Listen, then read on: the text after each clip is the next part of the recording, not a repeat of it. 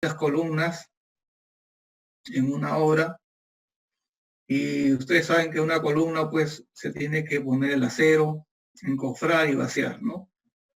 Y si en un momento dado finaliza el mes, va a finalizar el mes y yo ya tengo vaciada el 50% de las columnas y tengo un 20% con acero colocado y un 10% que ya está encofrado listo para vaciar.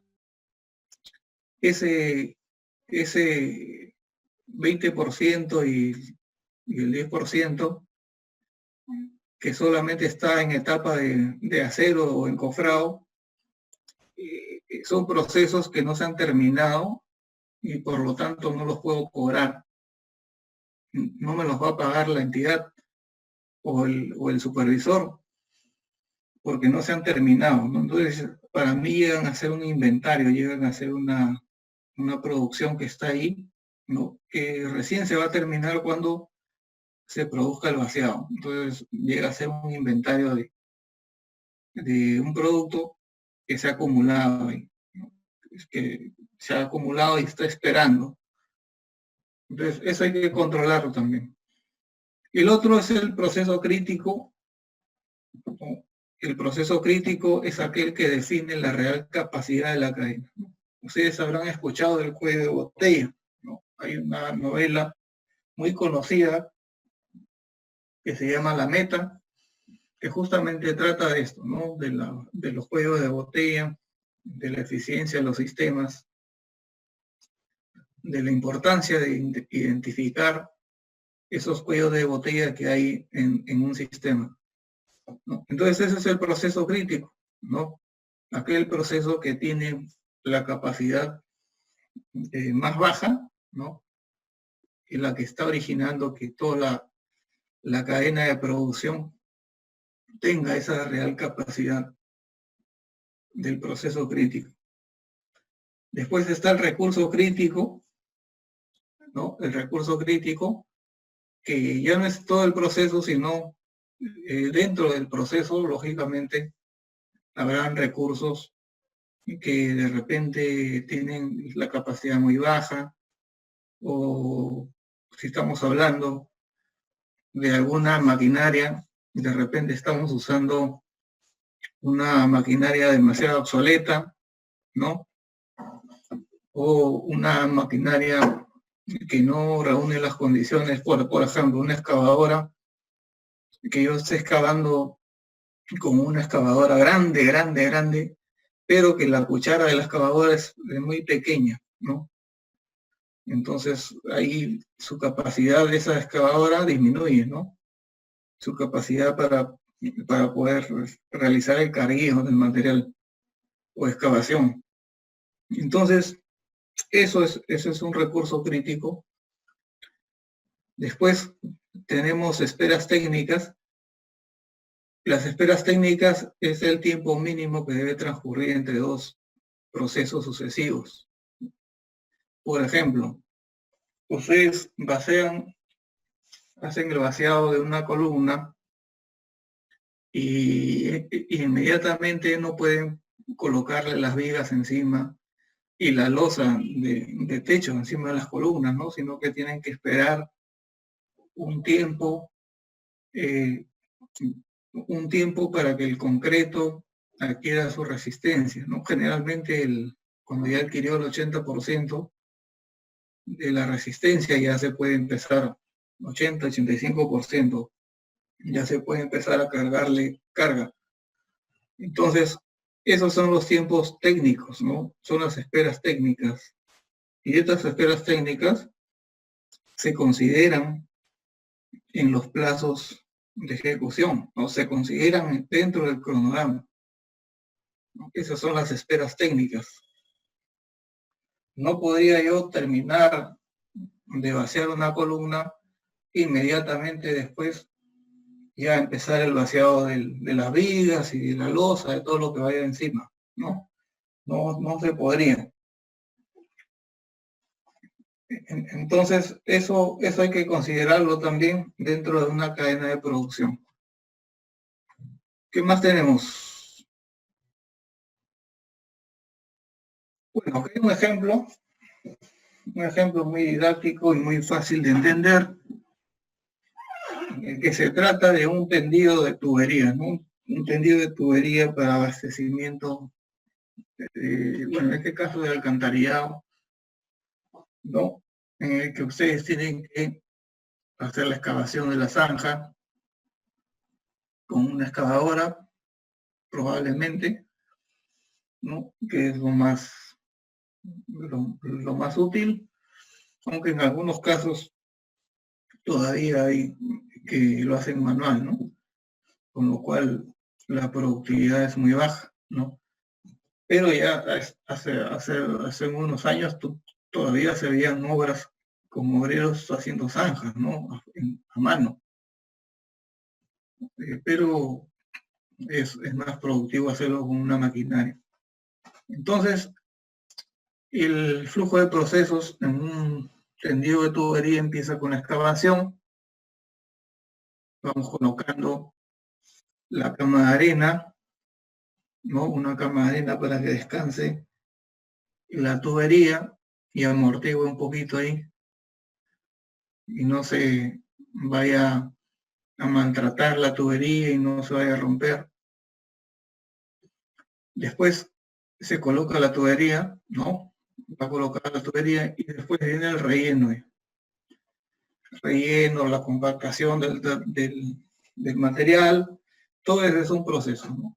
Y esto es un flujo, ¿no? Es un flujo de trabajo continuo, ¿no? Excavo, coloco arena, coloco tubería, relleno, ¿no? Y acabé el trabajo.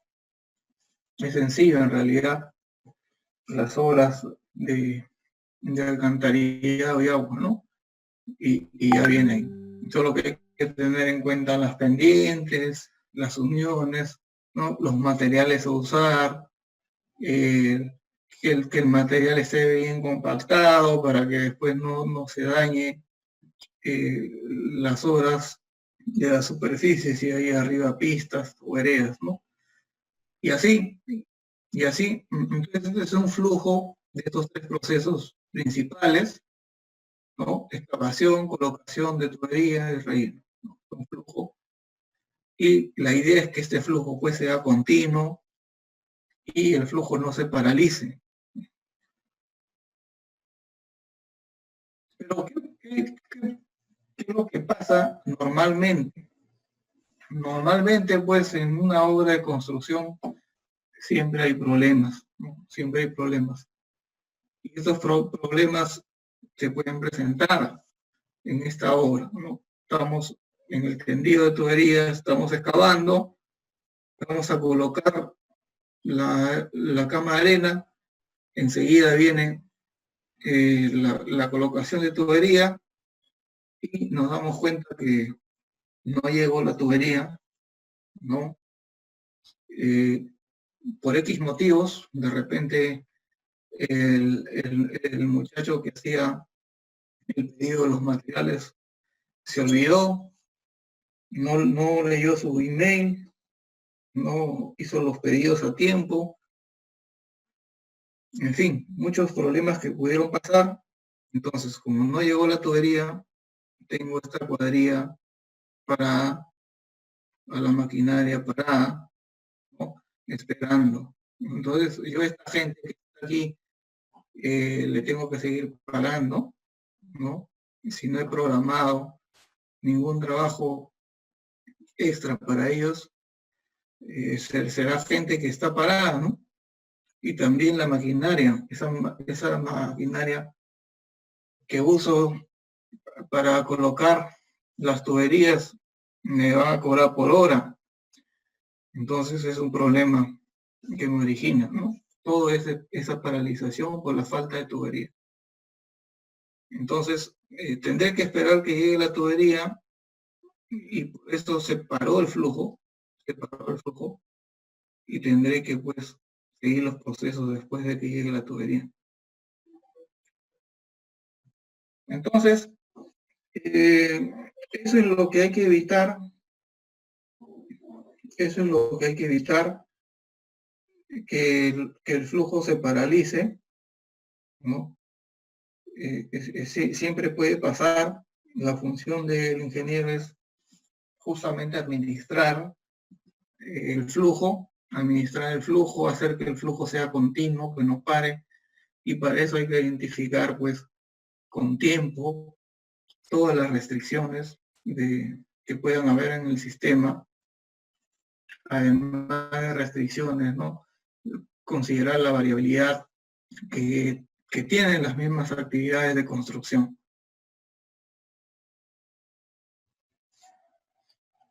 En un sistema de producción, en todos los procesos que existan, siempre van a haber pérdidas en el flujo, ¿no? Como el que hemos visto, ¿no? La falta de tubería, pero también hay pérdidas dentro de cada proceso, ¿no? Estas pérdidas dentro de cada proceso generalmente son muy pequeñas, y las pérdidas que nos generan en el flujo son mucho mayores.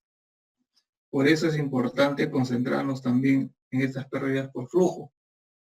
Y estas pérdidas por flujo generalmente son actividades, pues, que no las identificas en el cronograma, ¿no? Por ejemplo, en el caso de la tubería, de repente en el cronograma no vas a encontrar llegada de la tubería o compra de la tubería, ¿no? No la vas a encontrar. Simplemente en tu cronograma de obra dirá excavación de zanja, colocación de relleno y colocación de tubería, ¿no? Nada más. Pero no encuentras esa actividad que diga compra de la tubería, ¿no? Entonces, así, en la construcción hay muchas actividades que son de flujo, ¿no? Y a veces no le tomamos atención a esas actividades. Por ello es importante que tengan en cuenta eso, las pérdidas que hay en el flujo.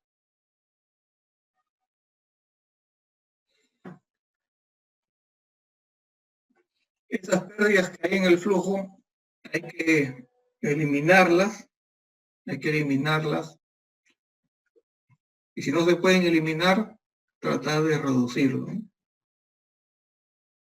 En cambio, las pérdidas que hay en el proceso, como ocasionan un impacto menor, se podrían también eliminar, ¿no? Si es que nos da el tiempo, si es que tenemos algún esfuerzo por ahí que podamos hacer también por ellas, ¿no? Por esas pérdidas que hay en el proceso. Pero si no, hay que concentrarnos en las pérdidas por flujo, ¿no? Que son las que más impacto tienen.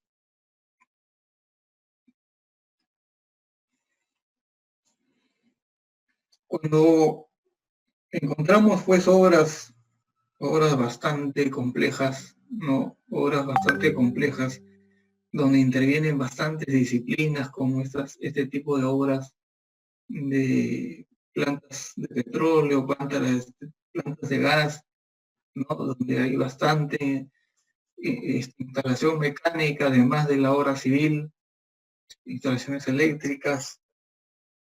Es bastante importante la compatibilización de ingeniería, ¿no? Entre todas las disciplinas que intervengan, ¿no?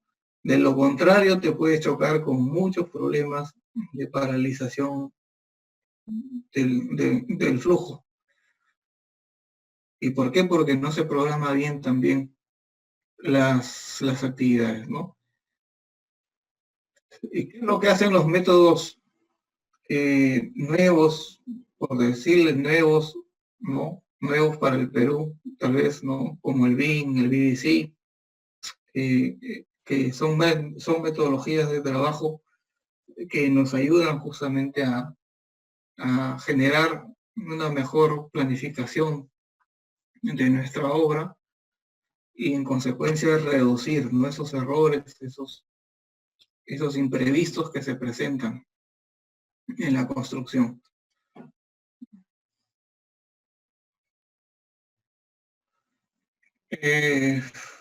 Bueno, acá hay un poco lo que estábamos diciendo, ¿no? cuando el proyecto es muy complejo, se requiere mucha coordinación entre las disciplinas que hay dentro de un proyecto, civil, estructuras, mecánica, ingeniería eléctrica, ¿no? Telecomunicaciones y todas las ingenierías que puedan intervenir.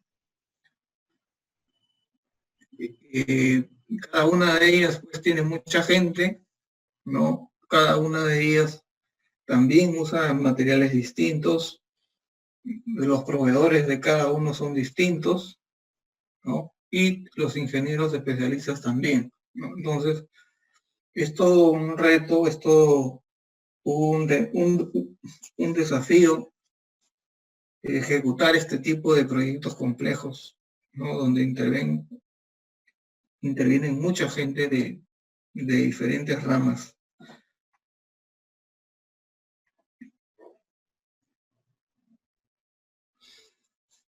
Hay un tema dentro de la cadena de producción que es la dependencia, ¿no?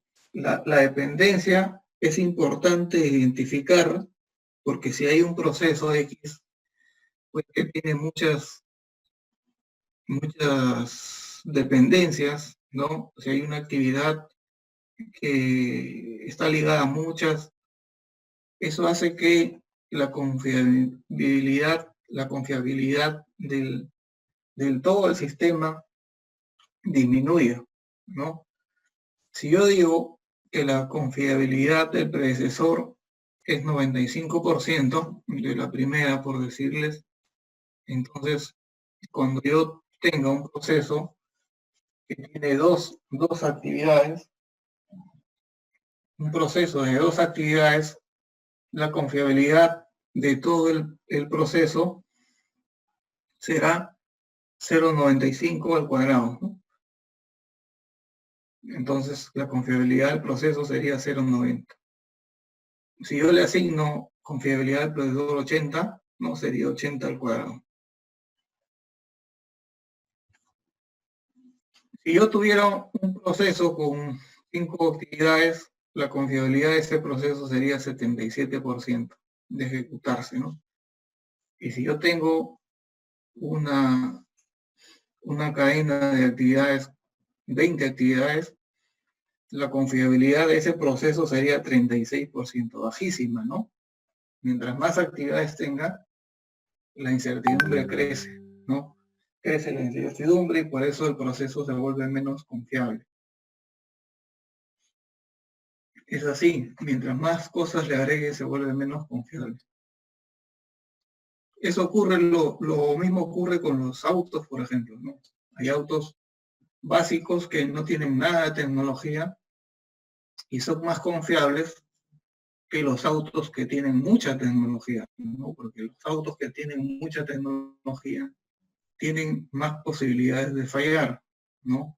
Porque tienen muchas más cosas. Entonces, se vuelven menos confiables. Entonces, eso, la dependencia es importante, por ello, evitar que en un proyecto muchas dependencias de actividades. Si las hay que tratar de romper internamente, lógicamente, en el proceso de construcción.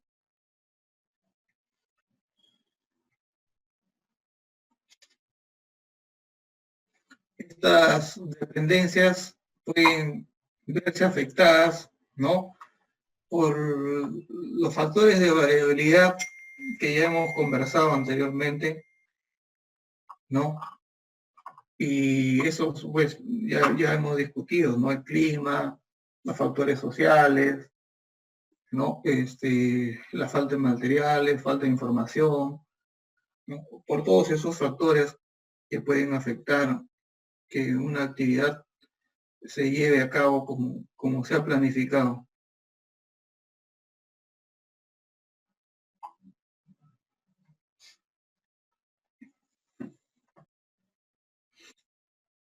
Hay Hay varias técnicas para proteger el proyecto. Una de ellas es el método PER, por ejemplo, para proteger el plazo del proyecto. Por ejemplo, para el método PER es importante que se tengan 3 duraciones, ¿no? La duración pesimista, la duración más probable y la duración optimista. Pesimista, más probable y optimista. ¿Cómo se obtienen esas duraciones de una actividad? Mediante una fórmula o no. Entonces, para calcular estas duraciones hay muchos métodos también. Usualmente, pues, los cronogramas se arman solo con la actividad más probable, ¿no? Con la duración más probable. Y no se hace el análisis PER, no se hace el cálculo de una duración optimista ni una duración pesimista. ¿Cómo podemos hacer eso nosotros cuando estamos en un proyecto? ¿Quién nos da esos valores? Esos valores nos suelen dar la gente experimentada, ¿no? La gente que está trabajando con nosotros. Por ejemplo, tengo una actividad, estoy construyendo un puente y tengo una actividad de cimentaciones profundas. Entonces, quedo con los ingenieros expertos y vemos, ¿no? ¿Cuánto tiempo me podría yo demorar hincando estos pilotes en las bases del puente? Si sé que hay una crecida del río en esta época, entonces los ingenieros más expertos me dirán, bueno, yo, según mi experiencia en otros proyectos, ¿no? Donde hemos tenido el río de esta manera, con este caudal, hemos tenido complicaciones y a lo mucho que nos podemos demorar ha sido 80 días, ¿no? En hincar todos estos pilotes, ¿no? Mientras que la duración más probable de repente eran 40 días, ¿no? Y la duración pesimista que nos está dando de dato el ingeniero es 80. Ingeniero, ¿y cuál sería la duración más optimista posible? Bueno, lo más optimista posible es que se puede hacer en 30 días, ¿no? Si todo funciona bien, si la maquinaria no se malogra, si tenemos los materiales a tiempo, ¿no? Si trabajamos en 2 turnos, podríamos hacerlo en 30 días. Entonces, ahí ya tenemos una duración pesimista de 80 días, tenemos una más probable de 40 y tenemos la optimista de 30 días. Y con esos valores yo puedo calcular una duración PER, ¿no? Con esta fórmula, 80 más 4 veces 40 más 30 entre 6. Y con eso me saldrá un valor, ¿no? Y eso será la duración PER que yo considere para ponerle en mi cronograma. Después está la desviación estándar, ¿no? Que se calcula como pesimista menos optimista entre 6. Y la variación o varianza de la actividad, que sería la desviación estándar al cuadrado.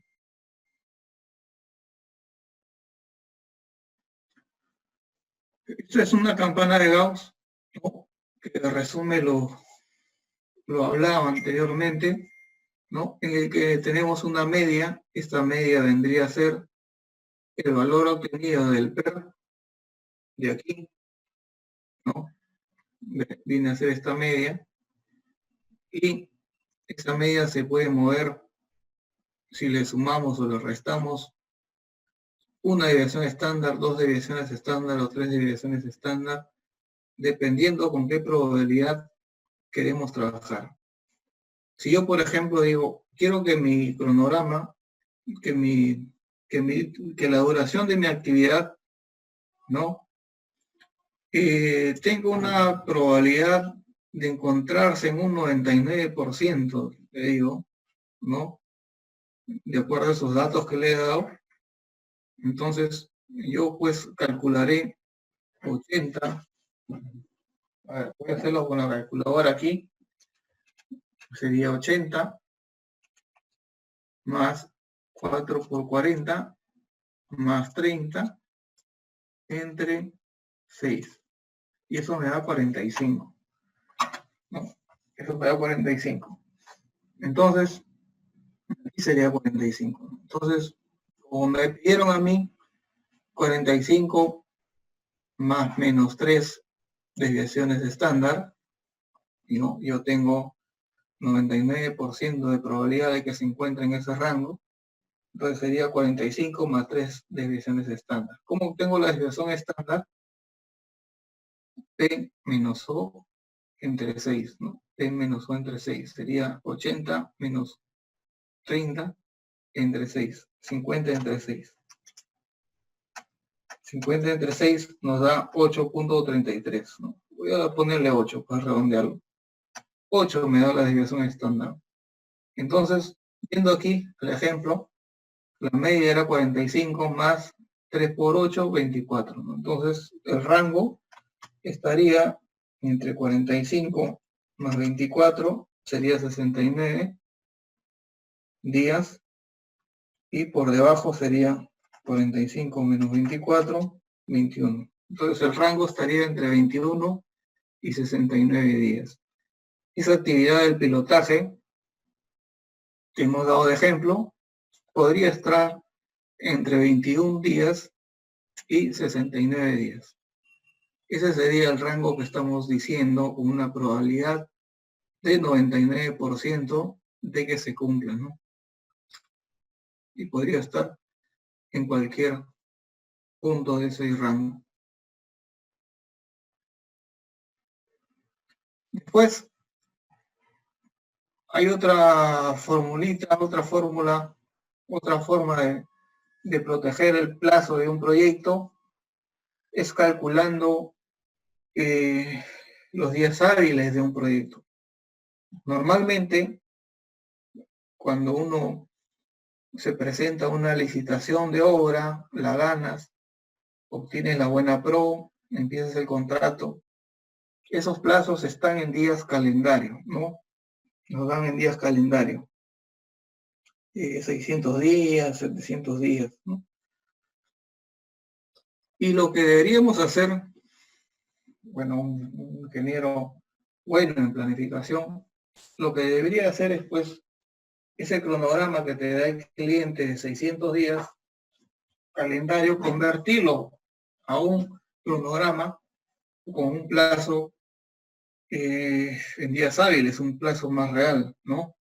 Entonces, nosotros vamos a decir que tenemos un plazo en días hábiles, sería el plazo nominal, que es el contractual, que me están diciendo que es 600 días, por los días que yo voy a trabajar a la semana, que serían 6. Voy a ponerle 6 días a la semana, entre 7. Y eso también por 1 menos F entre 365.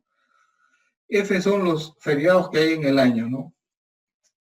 Ahí en la nota ustedes ven que normalmente son 14 días, ustedes lo podrían contar de repente si quieren, ¿no? Entonces, 14 entre 365 nos va a dar 494 días. Entonces, la entidad me dio a mí ejecutar la obra en 600 días, pero en realidad yo tengo 494 días para hacer esa obra, ¿no? Sacando los domingos y feriados.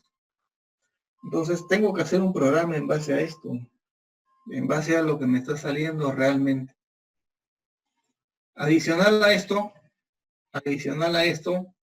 algunos gerentes de proyecto acostumbran a afectarlo, ese valor que nos salió, los 494 días, por un colchón, ¿no? Un colchón de 10%, una protección al proyecto adicional, ¿no? Debido a la variabilidad que existe en cada proyecto, por la variabilidad que hay, ¿no? Por la variabilidad, debido a las paralizaciones que hay siempre, por temas de maquinaria, por esperas técnicas, por todo eso, ¿no? Es que le afectamos por un 10%.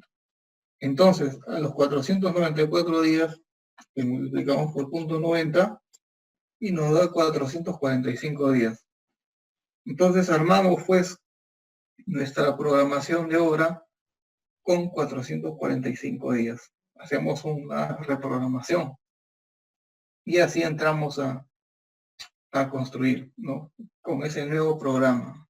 Ese es el objetivo de esto, de darle una protección al proyecto.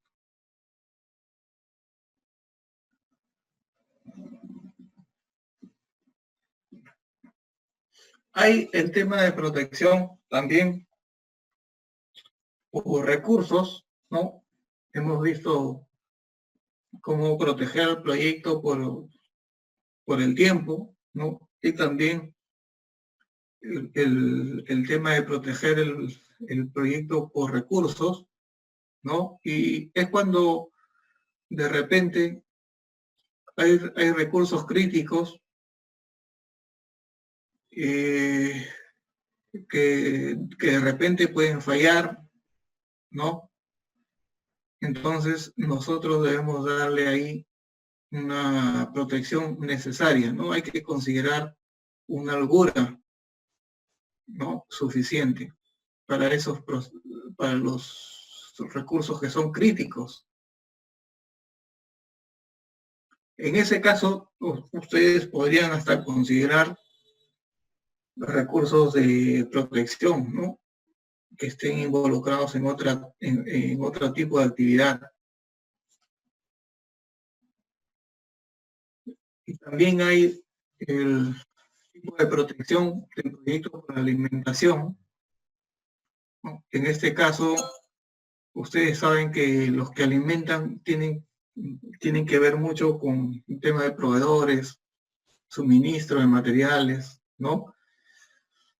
Para que estos cumplan pues con la calidad, la cantidad de oportunidad que el producto esté presente en la obra, ¿no? Y esto va a depender mucho de cómo nosotros manejemos nuestros contratos con proveedores, qué tan confiables sean los proveedores, ¿no? Y también si el proyecto necesita equipos o suministros o materiales que se fabriquen en Perú o en el extranjero, ¿no? Todas esas consideraciones tienen que tenerse en cuenta, ¿no? En qué época del año será la más adecuada para hacer el pedido, la fabricación, ¿no? De los equipos, de los suministros o de los materiales que necesite mi proyecto. Hay que considerar también estos temas.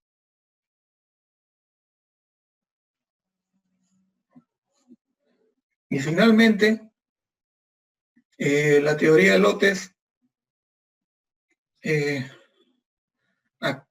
acabamos con este ejemplo.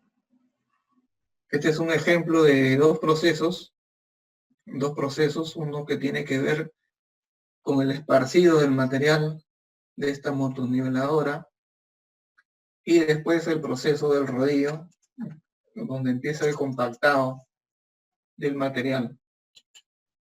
Son dos procesos típicos en la construcción de una carretera. Y entonces aquí se genera un lote de producción, pero también hay un lote de transferencia, ¿no? Para el caso del ejemplo, vemos un trabajo que se está realizando en 10 horas,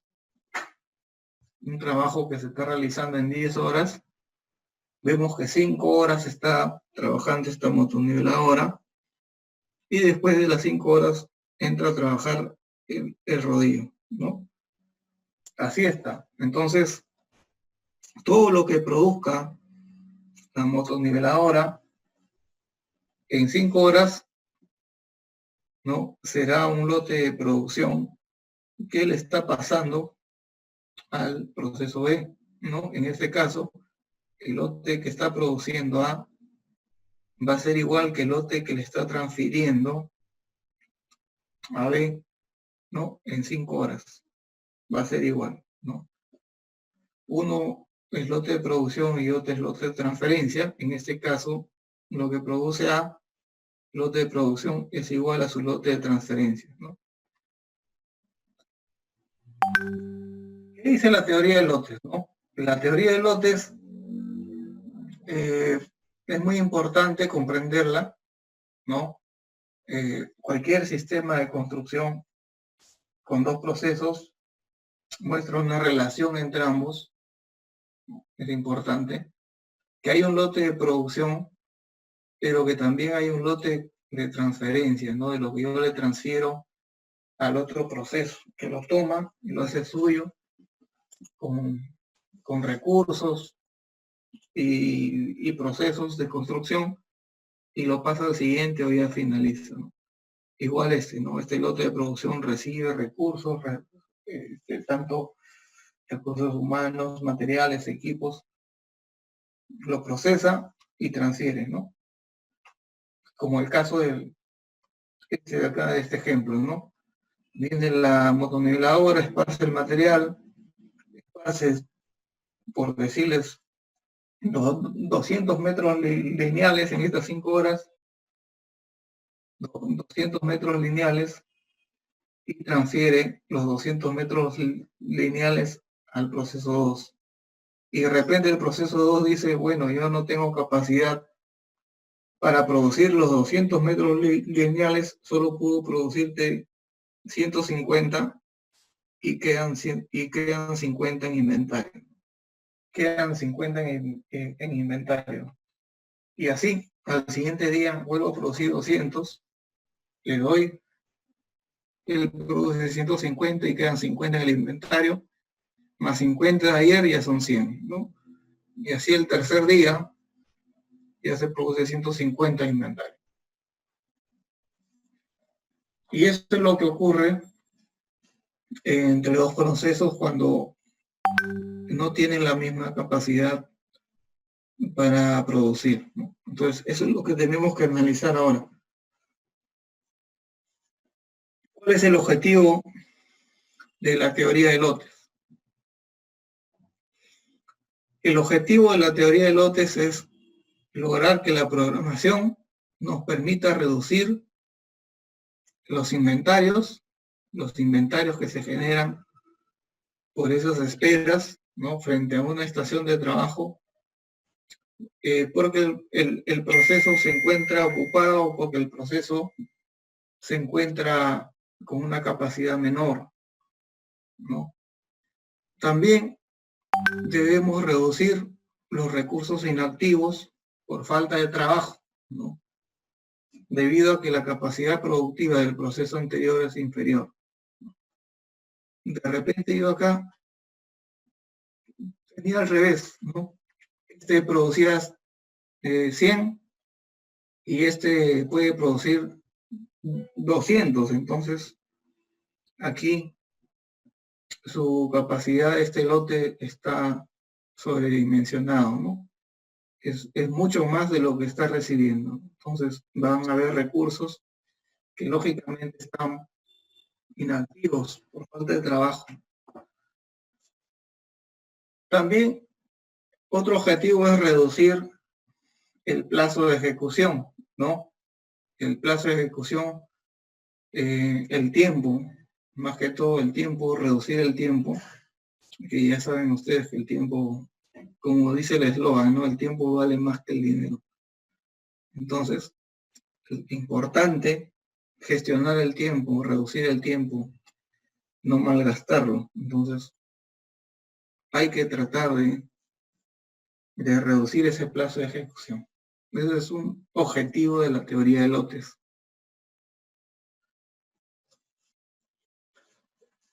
Otra pregunta ¿Cuál debería ser el tamaño del lote de transferencia?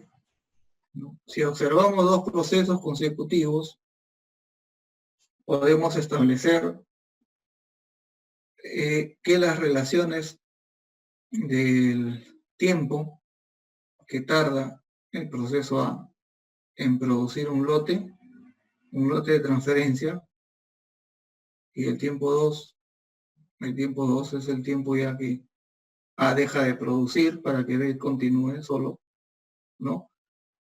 Pueden ser tres relaciones, ¿no? T1, cuando T1 es mayor que T2, o que T1 sea menor que T2, o que T1 sea igual que T2.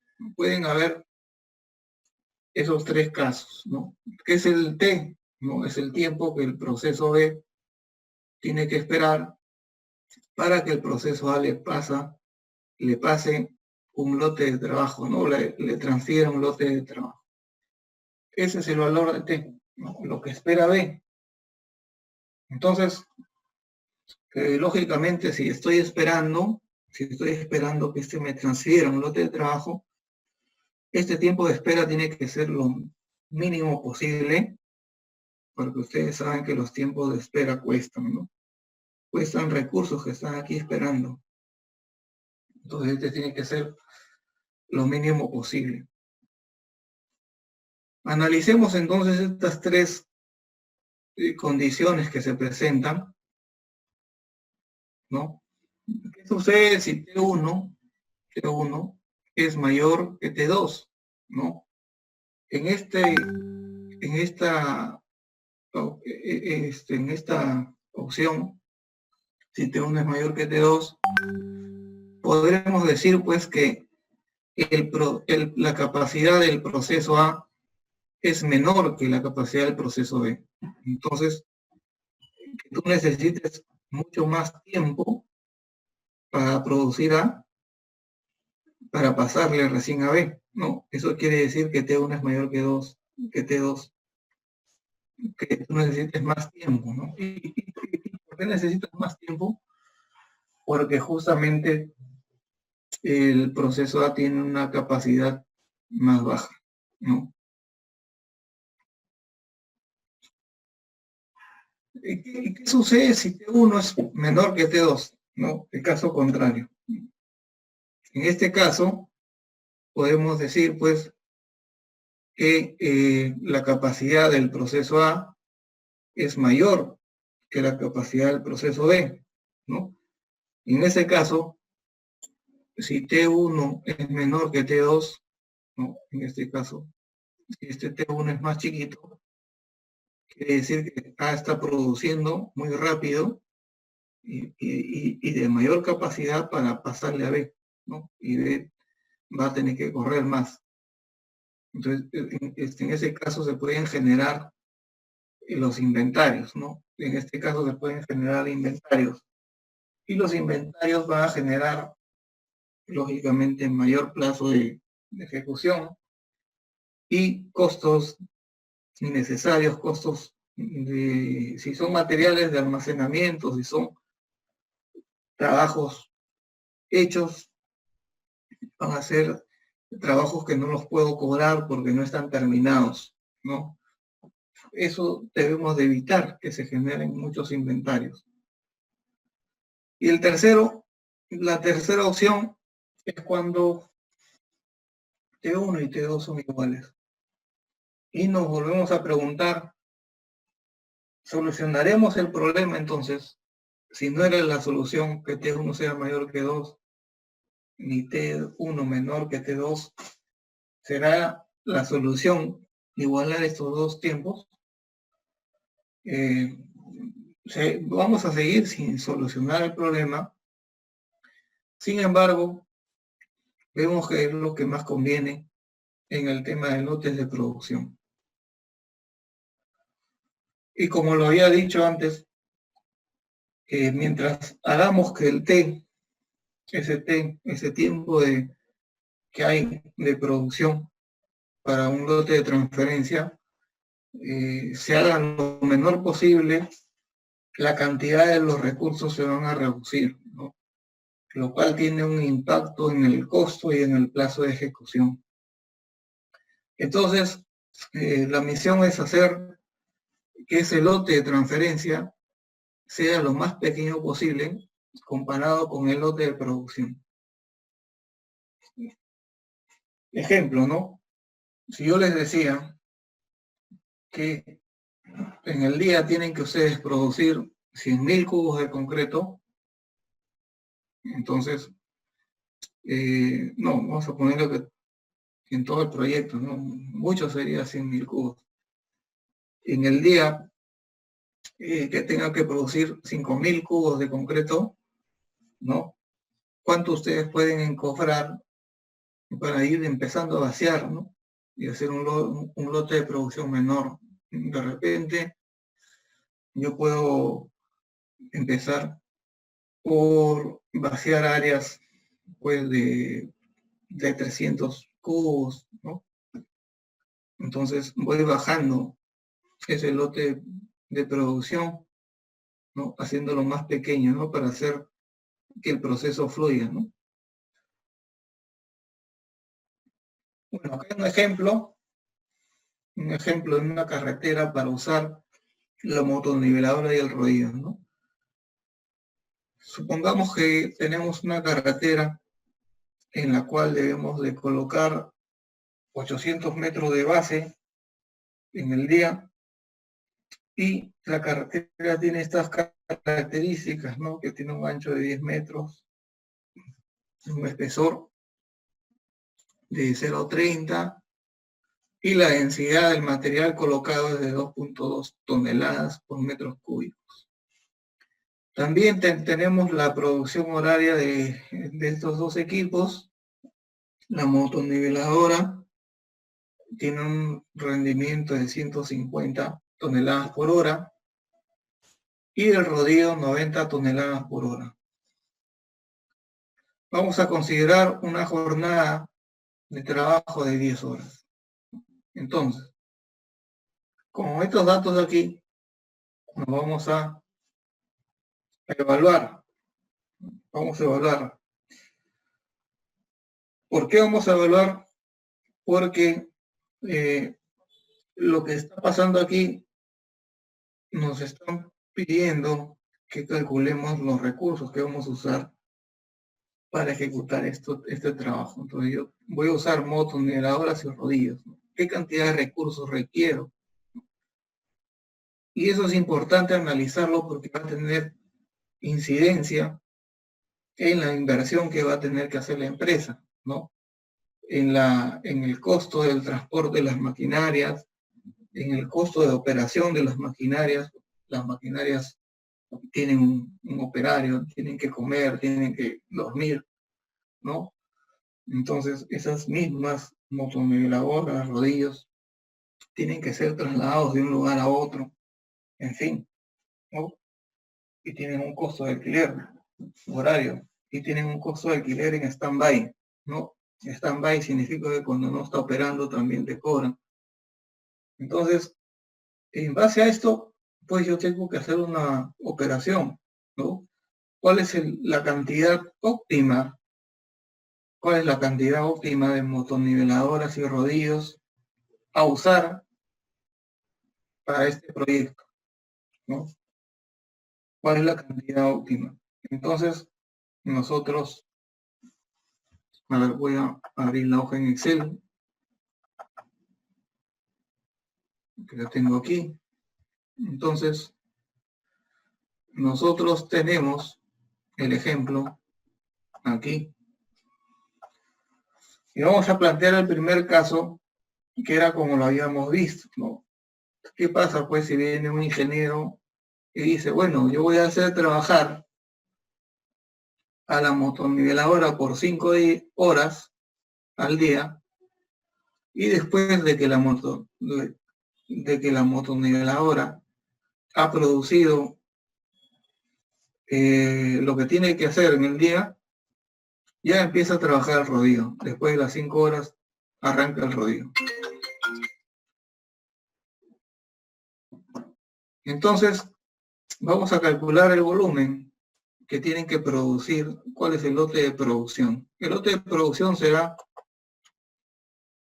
vamos a obtener primero el volumen, serían 800 por 10 por 0,30, 2.400 cubos.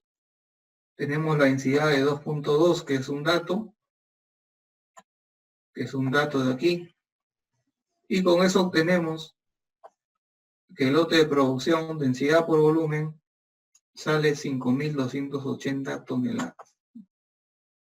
Entonces, eso es lo que yo tengo que producir al día, ¿no? Al día. Entonces, en un día,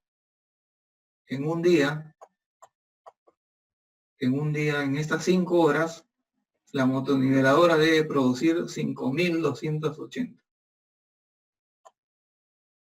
¿Cuántas motoniveladoras yo podré, pues, obtener entonces para que produzcan esto, ¿no? Entonces lo que yo tengo que hacer acá es una conversión, ¿no? Yo tengo que hacer una conversión. Y digo, vamos a hacer una, me está llamando un chico de la tesis, ¿no? 5.280 toneladas, ¿no? Con un rendimiento de 150 toneladas por hora. ¿Cuántas motos yo podré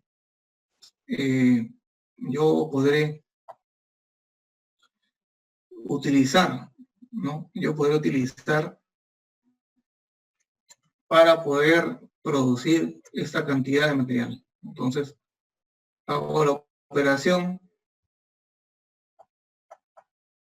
hacemos la operación y nos sale que necesitamos 7.04 motoniveladoras para poder producir 5.280 toneladas en estas 5 horas que estábamos viendo aquí. En estas 5 horas. Yo necesito 7 motoniveladoras. Entonces, jóvenes,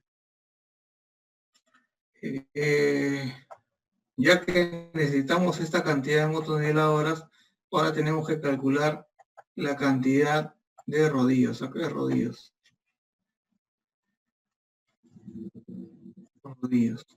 Y para los rodillos hacemos lo mismo, ¿no? Necesitamos que el rodillo también produzca en 5 horas los 5.280 toneladas,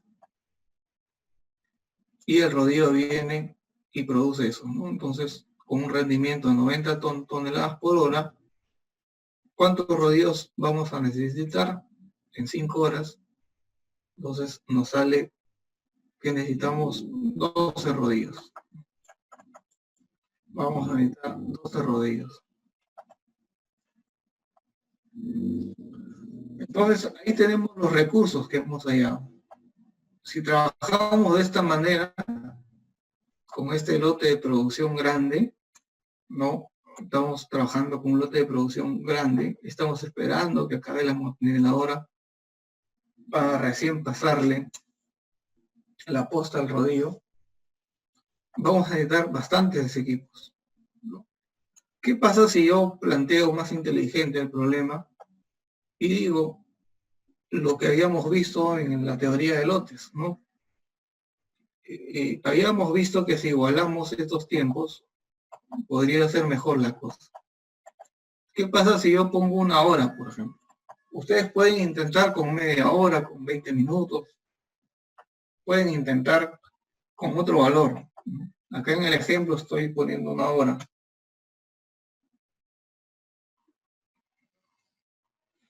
Entonces, si hacemos esto, ¿no? En las 10 horas de trabajo, vamos a hacer que la motoniveladora trabaje 1 hora, y en esa hora de trabajo habrá producido algo, ¿no? Habrá producido una cierta cantidad de material que ya puede pasar al rodillo y el rodillo puede empezar a producir. Entonces, en estas 10 horas voy a hacer que la motoniveladora solo trabaje 9 horas y después entre el rodillo, ¿no? Que también va a trabajar 9 horas. Entonces, ¿cuánto puede producir la motoniveladora en 9 horas, ¿no? Si ese es el lote de producción, la motoniveladora puede producir en una hora 586.66. Eso es lo que puede producir en una hora, ¿no? Esto es lo que tiene que producir aquí en una hora. Entonces, si esto es lo que yo voy a transferir en una hora, esto sería mi lote de transferencia, ¿no? 586 toneladas que voy a producir acá. ¿Cuántas motoniveladoras con este rendimiento de 150, ¿no? El rendimiento de la moto era 150, necesito para producir 586? Entonces, otra vez, divido, ¿no? Un número de motos por 150 igual a 586, me sale 3.9, entonces son 4 motoniveladoras. Yo lo reduje, ¿no? Lo reduje de 7 motoniveladoras que necesitaba aquí, lo he podido reducir a 4. Después, igual, para el caso de los rodillos, tengo número de rodillos por 90 igual a 586, lo que voy a producir en una hora, porque después de una hora me va a caer otro lote, ¿no? Entonces, para no atrasarme, tengo que trabajar con el mismo lote. Entonces, en ese caso me sale 6.5. En este caso necesito 7 rodillos. He podido reducir la cantidad de recursos. Miren, de 7 y 12 he reducido a 4 y 7, ¿no? Bastante. Acuérdense que hay que pagar alquiler de motoniveladoras, pagar alquiler de rodillos, y hay que pagar también el transporte de estos equipos de su lugar del dueño, ¿no? Del dueño hacia la obra y de la obra después de regreso al dueño.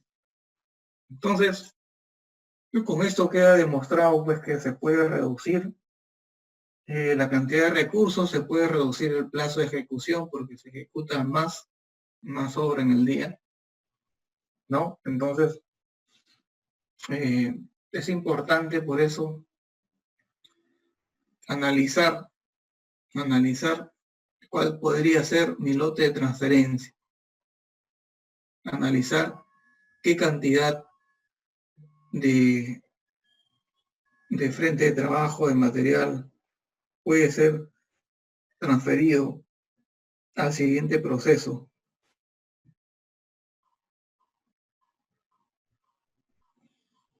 Entonces, jóvenes, esto es, si es que el parcial es de preguntas, es posible que les tome algo así, algún ejemplo de lote de producción, de lote de transferencia, ¿no? Si es escrito, si es que hay oportunidad para hacerlo. Después tenemos otro ejemplo que se los dejo para ustedes, que es el ejemplo 2, pero ya con costos, ¿no? Esto tiene costos de operación, costos de uso. Cuando estamos usando los equipos cuestan esto, y cuando están parados cuestan esto. Igual está el costo de transporte de cada unidad. También a este problema de aquí se le ha añadido la disponibilidad mecánica, ¿no? Por el tema de la variabilidad, o sea, de las paradas mecánicas que hay en un sistema, ¿no? Se le ha puesto que la disponibilidad mecánica de la motoniveladora es 0.85, y del rodillo 0,75, ¿no? Se ha disminuido eso. Entonces, ahí hay que considerar eso antes de calcular. Ya, ese es un ejemplo más completo que el anterior, solo que tiene esto de aquí, que hay que hacerlo.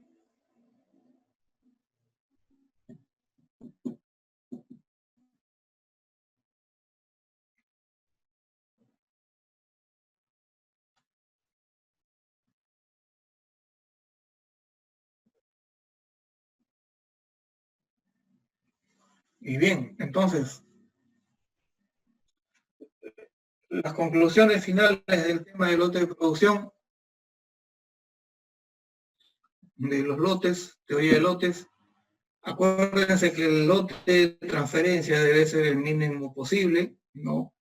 Ya que de esta manera vamos a requerir menos recursos, ¿no? Y también, lógicamente, un costo menor para la obra, ¿no? Y si es que estoy de repente adquiriendo recursos comprados, alquilados, disminuirán los gastos financieros por la velocidad de amortización de estos recursos.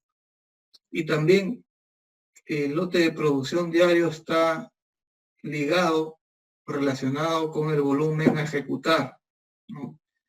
Y el plazo real del proyecto. Si ustedes tienen un plazo, y como habíamos señalado antes, un plazo teórico, un plazo en días calendario, es importante considerar una protección del proyecto, ¿no? Bajarle ese plazo, para poderlo ejecutar. En el ejemplo que les doy aquí hay un plazo de ejecución. Hay un plazo de ejecución, ¿no? Entonces, yo creo que esto podría ser una fija para el examen.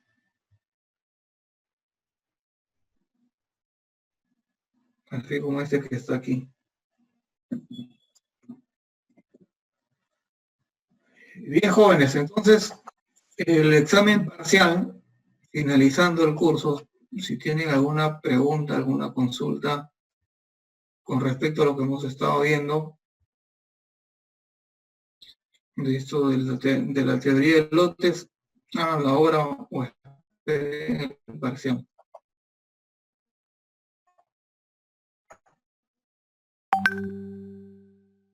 Ahora o esperar en el parcial.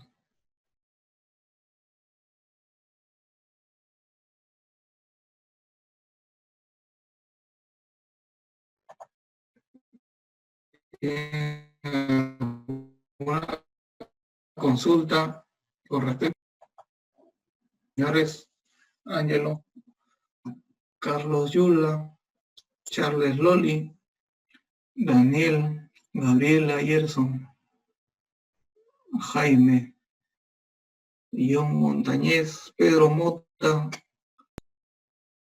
Ronaldo Calderón, Skinner Díaz y Zacarías Guamán. Ingeniero, buenas noches. La diapositiva ya lo subió al class. Todavía. A ver, Carlos Yula. A ver, ahorita mismo lo subo. Ya, ingeniero, muchas gracias. Sí, hasta aquí, por mi parte, hasta aquí cierro los temas. El ingeniero me ha sugerido que pensemos cómo vamos a hacer el parcial. Y bueno, todos los temas que hayamos visto, vamos a tomar el parcial. Por el momento ya tienen un dato fijo, ¿no? Un dato, ya una fija que podría venirles de lo que hemos hablado hoy, ¿no? Y ahí tienen algo. Así que les voy a dejar la hoja de Excel también y la diapositiva para que ustedes puedan ver.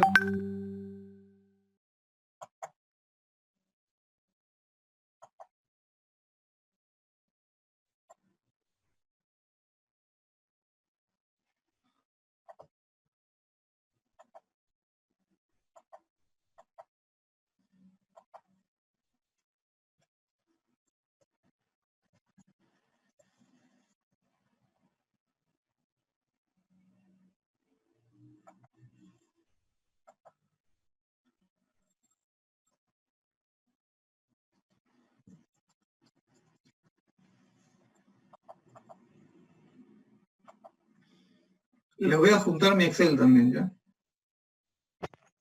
Ingeniero, una consulta. Todos los PPTs lo está subiendo al Classroom. Sí. Ay, muchas gracias. Porque estaba buscando y creo que no vi un PPT. Ahora estaba buscando. A Muchas gracias. ver, a ver, no, sí, mire, acá están.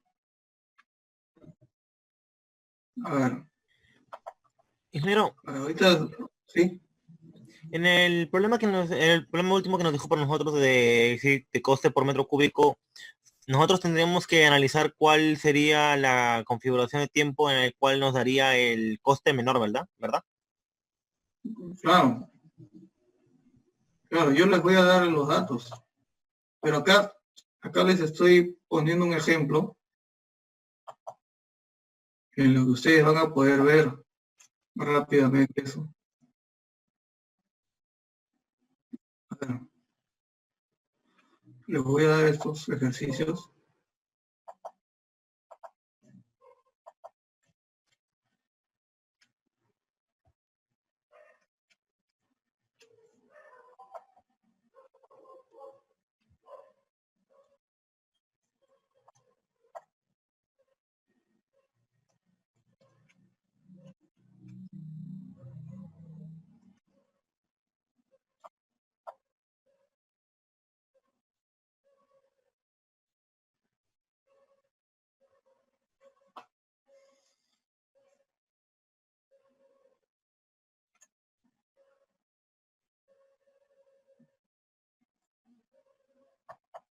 Ya, a ver, quiero repasar con ustedes en la semana 7, aquí les he dejado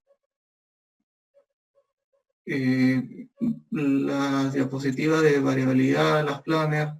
Creo que a ustedes no les he colgado los videos, ¿no? ¿O sí? Creo que no, ingeniero. No recuerdo, a ver. Acá están.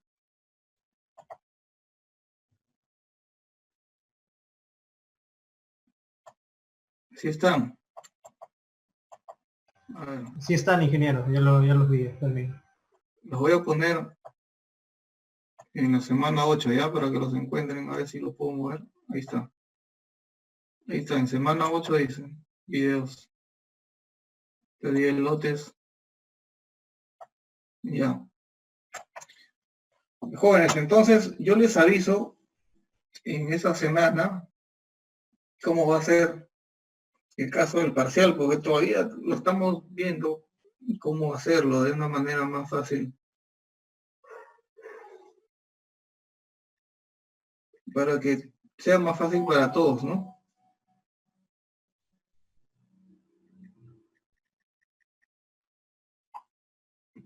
Mm. Entonces, la idea es que todos puedan sacar una buena nota. Y entonces, yo les voy a comentar viernes posiblemente o sábado cómo va a ser el parcial.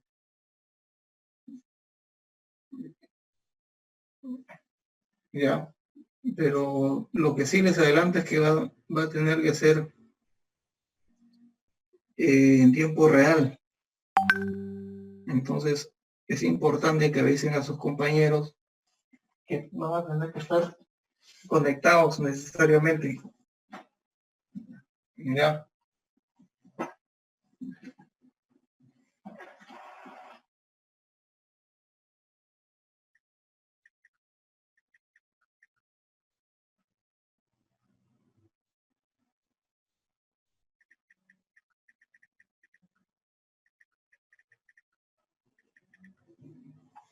Bien, jóvenes, entonces nos vemos el próximo lunes a esta misma hora para su examen parcial de 6 a 8. Va a ser por Zoom, de 6 a 8. No se olviden. Sí, sí, ya está ya. No se preocupen. Les puse presentes a todos, aunque no están todos, pero yo les puse presentes a todos. Entonces, jóvenes, yo me contacto con el delegado para informarle cómo va a ser el tema del parcial. Y bueno, él ya les cuenta a ustedes si es examen o es un trabajo de exposición en clase. O sea, en el horario de 6 a 8. En un inicio, el ingeniero Fuentes me ha comentado que su idea era que ustedes den en forma virtual del examen y que pongan su cámara de video prendida, ¿no? Esta es la idea que el ingeniero tiene ahorita en la mente. Pero algunos no tenemos cámara, ingeniero. Sería el problema. Claro, yo comprendo esa situación, ya se lo he dicho, ¿no? O sea, me acaba de decir antes de entrar a la clase, y yo le he dicho eso, ¿no? Que hay esa dificultad. Y si no la tienen, igual ustedes, varios de ustedes van a decir que no tienen cama. Entonces, por ese motivo hay que evaluar otra manera de tomar ese parcial. Y bueno, eso estamos conversando con él y espero cerrarlo mañana. Sí, ingeniero, disculpe, comentando acerca de ese tema, porque soy delegado de bastantes cursos también. El tema de la cámara ha sido algo que desde la segunda semana, los compañeros que no tengan, tenían que haberlo informado para que la universidad les diera las facilidades. Ya, sí, claro. Yo imagino, porque si no tienes la cámara, ¿cómo vas a hacer, no? Y no creo que la universidad te esté obligando a poner cámaras, ¿o sí? Creo que para examen parcial, solamente para el parcial y para el final y para el sustitutorio, es obligatorio en el caso que haya examen que se esté prendida la cámara. Si mal no me falla la memoria, porque bastantes profesores sobre último también me están diciendo que compárame con mis compañeros si tienen o no tienen. Ah, bueno. En el caso de nosotros, voy a ver cómo quedamos al final con el ingeniero Fuentes, si se hace con cámara o sin cámara. Ingeniero, también otro problema ya sobre la conectividad también. O sea, con respecto al examen, todos tienen que estar conectados al momento del examen porque algunos, o sea, el internet viene y se va y es Ah, sí, de claro. inicio final o todo de la clase. Porque a veces a mí también se me va el internet. Por ejemplo, de mañana se me fue el internet y mi trabajo no pude enviar también. Y Claro, pasa, ¿no? sí, Le pasa a cualquiera. sí, comprendo eso. Por ese motivo es que le he propuesto al ingeniero Fuentes tomar el examen de una manera distinta. Pero todavía no me dice que ya, ¿no? Es por eso que no les digo nada aún.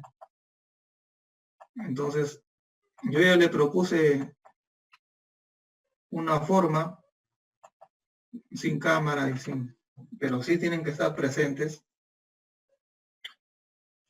Pero todavía el ingeniero Fuentes no me ha contestado. Espero que pueda hacerlo mañana.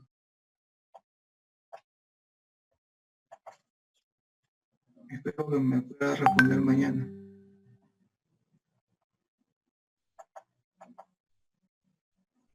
Y ahí con eso ustedes tienen ya una base para estudiar, no hay que estudiar.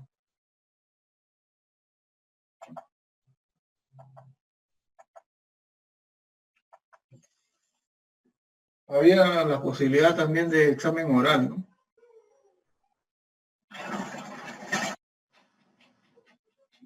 El examen oral es más difícil.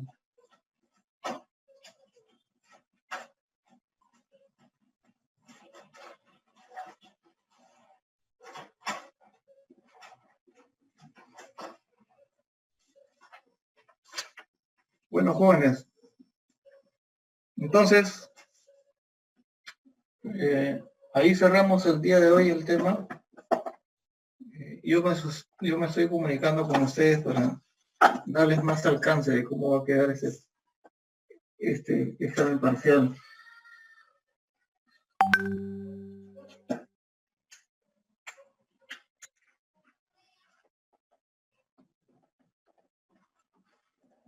Ya, si no hay otra consulta, me despido de ustedes. Cuídense, estudien bastante. Ingeniero, una consulta.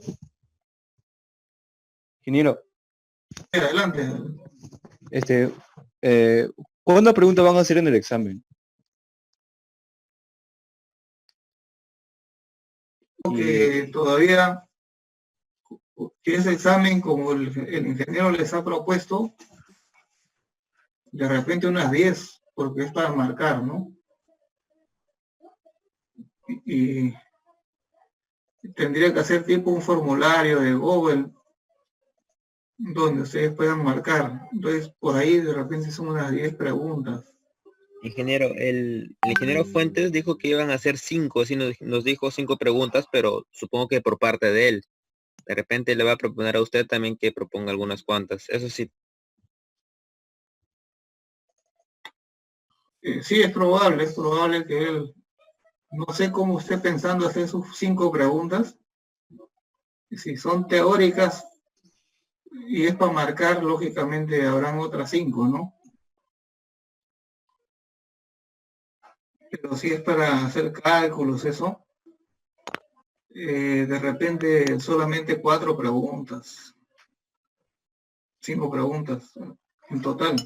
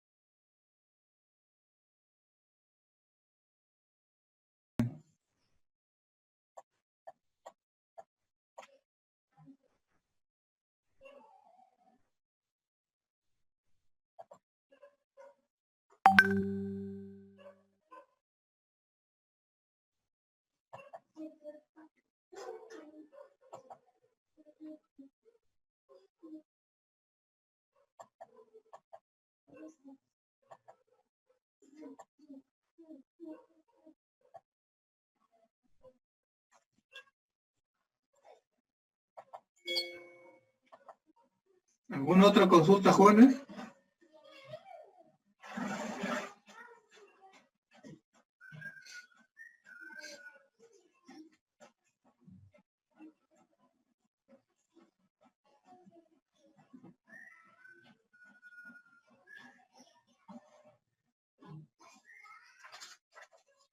¿Ninguna? No, ingeniero, ya nomás. Bueno, gracias. Entonces, nos estamos viendo el lunes. Les voy avisando la semana, ¿ya? Cuídense. Hasta luego. Luego, gracias.